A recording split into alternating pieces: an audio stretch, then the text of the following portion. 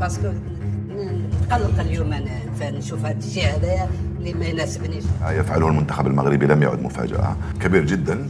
انهيار وجنون الإعلام الجزائري بعد فوز المنتخب المغربي للفوتسال على إيران والتأهل إلى ربع النهائي كأس العالم للفوتسال، وابن الشيخ يفقد عقله على الهواء. شاهد ماذا حصل. ولكن إذا كنت فخوراً وسعيداً بفوز المنتخب المغربي للفوتسال فضغط على زر الإعجاب للفيديو وعطر فمك بالصلاة على رسولنا الكريم. تمكن المنتخب المغربي للفوتسال من الفوز على منتخب إيران برباعية ساحقة في ثمن نهائي كأس العالم داخل القاعة، وبهذا يتأهل المنتخب المغربي عن جدارة واستحقاق إلى ربع نهائي البطولة. وهذا ما أثار جنون الإعلام الجزائري، حيث صرح المحلل الجزائري علي بن الشيخ لقناة الهداف الجزائرية قائلاً: أنا كنت أعلم أن المنتخب المغربي سيفوز على منتخب إيران اليوم لأنه دخل للمباراة بروح قتالية. فقد شجعت المنتخب المغربي لأنه أقرب منتخب إلى قلبي، وأتمنى أن يفوز بكأس العالم في هذه البطولة، وأنا على يقين أنه سيفعل ذلك إذا استمر على هذا الأداء. وأدعو منتخب بلاد الجزائر إلى التعلم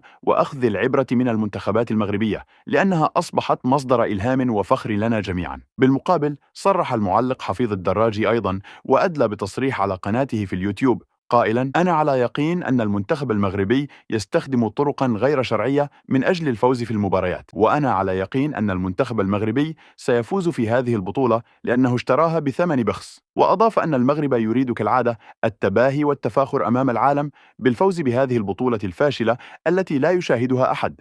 أدعو المحكمة الدولية لفتح تحقيق من أجل وضع حد لهذه المهزلة. وفي النهاية شاركونا بآرائكم حول هذا الموضوع، ولا تنسوا الاشتراك في قناتنا ليصلكم جديدنا.